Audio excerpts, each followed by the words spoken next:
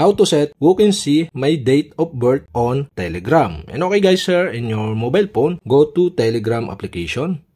I use iOS mobile phone or iPhone. Okay guys, here in Telegram homepage, go to settings on the lower right side on your screen. Tap this. In settings, you can see here the privacy and security. Okay, go to this. In privacy and security, in privacy section, you can see here the date of birth. Okay, you can tap this. And now you can set who can see my date of birth. So there are options here. So you can set into everybody, my contact, or you can set into nobody. And okay guys, I decide to set into everybody. And also you can set the exemption, okay, never share with. So okay, you can tap this. And for my example, I add user. You can tap the add user and select the user you want. Okay, so after you select, tap the done button on the upper right side to save. Okay, that's it. Okay, we have successfully set who can see my date of birth on Telegram. And okay guys, if you have a question, kindly comment below. And don't forget to hit the subscribe button and the bell to notify you if I have new video. Okay, thanks for watching.